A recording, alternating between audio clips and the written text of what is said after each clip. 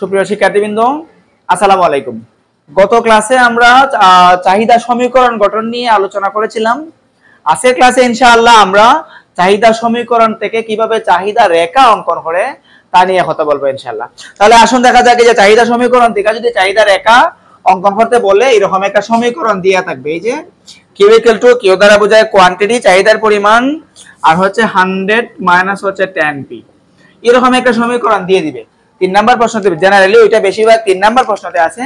এই যে Q equal to 100 minus 10p একটা সমীকরণ দেওয়া, ওনারা বলবে চাহিদা সমীকরণ থেকে চাহিদা রেখা অঙ্কন করো। তাহলে দেখেন এই যে এখানের মধ্যে স্বাধীন চলক হচ্ছে পি, যদি আমরা পি এর মান যদি আমরা না, এই যে পি এর মান আর কিউর মান যদি আমরা না বের করি তাহলে আমরা কিভাবে চাহিদা রেখা অঙ্কন করব? আমরা যখন চাহিদা রেখা অঙ্কন করছিলাম আমরা দেখছিলাম লম্ব অক্ষে আমরা পি রাখতাম অর্থাৎ দাম রাখতাম, আর ভূমি অক্ষে আমরা কিউ বা পরিমাণ নির্দেশ করতাম। তাহলে সমীকরণ থেকে যদি বলে চাহিদা রেখা অঙ্কন করতে, আমি যদি দাম আর চাহিদার পরিমাণ যদি না বের করি তাহলে আমরা কিভাবে চাহিদা রেখা অঙ্কন করব? তাহলে প্রথম কাজ হচ্ছে আমরা সমীকরণ যদি দেওয়া থাকে প্রথম কাজ হচ্ছে আমরা পি এর মান ধরবো। পিটা এখানে স্বাধীন চলক হচ্ছে পি, স্বাধীন চলকের মান আমরা পি এর মান ধরবো। পি এর বিভিন্ন মান ধরলাম। ধরেন প্রথমে আমি 1 টাকা ধরলাম, 2 টাকা ধরলাম, 3 টাকা ধরলাম, অথবা যদি সমীকরণটা যদি বড় হয় তাহলে আমরা 4 টাকা, 5 টাকা অথবা ধরতে, যাতে এই যে একটা রাশি দেওয়া আছে, একটা ধ্রুবক রাশি দেওয়া আছে, এই রাশির থেকে বেশি যাতে না হয় এরকম একটা মান আমরা ধরবো। আমরা পি এর মান ধরবো, পি এর মান ধইরা পি এর মান যদি আমরা বার করি তাহলে আমরা পি এর মান পেয়ে যাব, একই সাথে আমরা ডি এর মানও পেয়ে যাব। তারপরে আমরা পি এর মান যদি আমরা ধরি তাহলে ডি এর মান ধরবো, তারপরে আমরা চাহিদা রেখা অঙ্কন করব। তাহলে দেখেন এই যে Q equal to 100 minus 10p যদি দেওয়া থাকে তাহলে প্রথমে আমরা পি এর মান ধরবো। তাহলে আমরা পি সমান যদি 1 হয় ধরলাম, পি এর মান 1 টাকা ধরলাম, তাহলে পি সমান যদি 1 হয় তাহলে কিউ এর পরিমাণ হতে হবে, তাহলে কিউ এর পরিমাণ হবে 100 মাইনাস 10, পি এর মান আমরা কত ধরছি, পি এর মান আমরা 1 ধরছি, তাহলে হচ্ছে 1। তাহলে এই যে 100 থেকে যদি 10 জায়গা তাহলে হচ্ছে 90, তাহলে পি একটা রাশি আমরা পাই নিলাম। পি এর মান যদি 2 টাকা হয় তাহলে কিউ এর পরিমাণ হতে হবে, তাহলে কিউ এর পরিমাণ হতে হবে, তাহলে কিউ এর পরিমাণ হইব এই যে 100 মাইনাস পি এর মান হচ্ছে 2, তাহলে 10 মাইনাস হচ্ছে 2, তাহলে 100 থেকে যদি 10 টু হচ্ছে 20, 100 থেকে যদি 20 জায়গা তাহলে হচ্ছে 80। তাহলে পি এর মান যদি 3 টাকা হয়, এই যে পি এর মান যদি 3 টাকা হয় তাহলে কত হইব, পি এর মান যদি 3 টাকা হয় তাহলে কিউ এর মান হতে হবে, তাহলে কিউ এর মান হইব 100 মাইনাস হচ্ছে 10 ইনটু 3, তাহলে কত হইলো 100 10 3 হচ্ছে 30, তাহলে হচ্ছে 17। তাহলে এই যে আমরা পি এর মান আর কিউ এর মানটা আমরা বের করে ফেলছি, এখন আমরা চাহিদা রেখা ইজিলি করে ফেলবো। তাহলে দেখেন এই যে লম্ব অক্ষে দাম নির্দেশ করে, ভূমি অক্ষে কিউ অথবা কিউডি পরিমাণ নির্দেশ করে। দাম যখন 1 টাকা ছিল তখন চাহিদার পরিমাণ ছিল 90 একক। এই যে 1 টাকা যখন ছিল তখন চাহিদার পরিমাণ ছিল 90 একক। দাম যখন 2 টাকা ছিল, এই যে দাম বাইরে যখন 2 টাকা হয়েছে তখন চাহিদার পরিমাণ কমা কত হয়েছে, 90 থেকে কত হয়েছে, 90 থেকে হচ্ছে 80 হয়েছে। তাহলে 80 উদয় কথা কোন আকারে 90 থেকে কত হয়েছে, 80 হয়েছে। Very good. দাম যখন বাইরে যখন 3 টাকা হয়েছে তখন চাহিদার পরিমাণ কত হয়েছে, তখন চাহিদার পরিমাণ হচ্ছে না, তখন চাহিদার পরিমাণ হচ্ছে 70।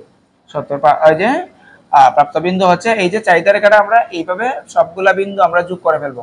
তাহলে এ বি সি যোগ করলে আমরা ডিডি চাহিদা রেখা অঙ্কন করবো। জুলেখা বুঝছো নি?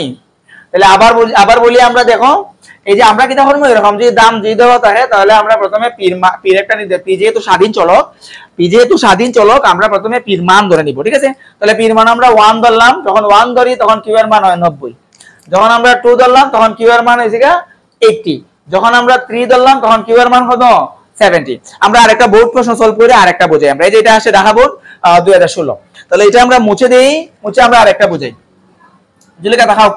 তাহলে এই যে এটা কি দাও, এটা আসছে ঢাকা বোর্ড 2016 তে আসছে, ঢাকা বোর্ড 16 তে আসছে। এটা দেওয়া আছে 12 মাইনাস 2p, এই যে 12 মাইনাস 2p, এই যে সমীকরণ Q equal to 12 minus 2p দেওয়া আছে। আমাকে 3 নাম্বার প্রশ্নতে বলছে, ঢাকা বোর্ড 2016 3 নাম্বার প্রশ্নতে বলছে যে চাহিদা সমীকরণ হতে চাহিদা রেখা অঙ্কন হলো। তাহলে আমরা বলছি চাহিদা সমীকরণ থেকে যদি চাহিদা রেখা অঙ্কন হয় তাহলে প্রথমে আমরা স্বাধীন চলক অর্থাৎ পি এর মান ধরবো।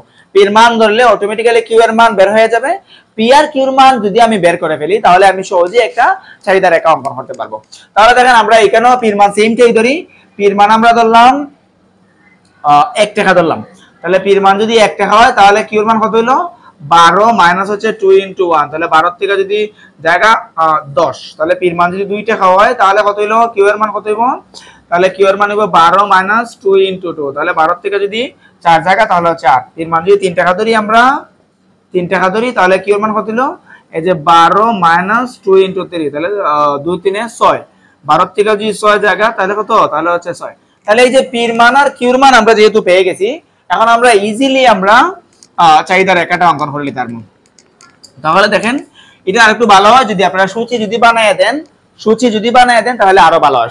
সূচিটা কিভাবে বানাবেন, এই যে পি আর হচ্ছে কিউ। দাম যখন 1 টাকা ছিল তখন চাহিদার পরিমাণ কত ছিল, চাহিদার পরিমাণ ছিল 10। দাম যখন 2 টাকা ছিল তখন চাহিদার পরিমাণ ছিল 8। দাম যখন 3 টাকা ছিল তখন চাহিদার পরিমাণ ছিল 6। আপনি চাইলে এরকম ভাবে একটা সূচি বানিয়ে দিবেন, তাহলে যে এক্সামিনার দেখবে উনিও খুশি হবে। ঠিক আছে, তাহলে এখন আমরা চাহিদা রেখাটা অঙ্কন করি, লম্ব অক্ষে দাম নির্দেশ করে আর ভূমি অক্ষে কিউডি বা কিউ বা শুধু কিউ অথবা এক্স দ্রব্য নির্দেশ করে। তাহলে দাম যখন 1 টাকা ছিল তখন চাহিদার পরিমাণ কত ছিল, তখন চাহিদার পরিমাণ ছিল 10। তখন চাহিদার পরিমাণ কত ছিল, চাহিদার পরিমাণ ছিল 10। তাহলে এই যে চাহিদার পরিমাণ 10। দাম যখন 2 টাকা হয়েছে, দাম বাইরে হয়েছে 2 টাকা, তখন চাহিদার পরিমাণ হচ্ছে 8। দাম যখন আরো বাড়ছে, বাইরে যখন 3 টাকা হয়েছে তখন চাহিদার পরিমাণ কত হয়েছে, তখন চাহিদার পরিমাণ হচ্ছে 6। এই যে আমরা এই যে বিন্দুগুলা, এই বিন্দুগুলার পরে স্কেল দিয়ে আঁকবেন তাহলে একদম সোজা হবে। তাহলে ডিডি হচ্ছে চাহিদা রেখা। তাহলে বর্ণনাটা আমরা কিভাবে দিব, আমরা বর্ণনা দিব লম্ব অক্ষে পি দাম নির্দেশ করে, ভূমি অক্ষে কিউডি চাহিদার পরিমাণ নির্দেশ করে। দাম যখন 1 টাকা ছিল তখন চাহিদার পরিমাণ ছিল এই যে 10 একক, প্রাপ্তবিন্দু হচ্ছে এ। দাম যখন বাইরে 1 থেকে যখন 2 টাকা হয়েছে তখন চাহিদার পরিমাণ হচ্ছে 8 একক, প্রাপ্তবিন্দু হচ্ছে বি। দাম যখন আরো বাড়ছে, আরো বাইরে যখন 3 টাকা হয়েছে তখন চাহিদার পরিমাণ হচ্ছে 6, প্রাপ্তবিন্দু হচ্ছে সি। তাহলে এ বি আর সি যদি আমরা যোগ করি তাহলে হচ্ছে ডিডি চাহিদা রেখা পাই। তাহলে আজকের ক্লাসে ইনশাআল্লাহ আমরা চাহিদা সমীকরণ হতে কিভাবে চাহিদা রেখা অঙ্কন করে এটা শিখছি। আগামী ক্লাসে ইনশাআল্লাহ আমরা স্লোপ বা ডাল নিয়ে কথা বলবো। তাহলে আশা করি আপনারা এটা বুঝতে পেরেছেন।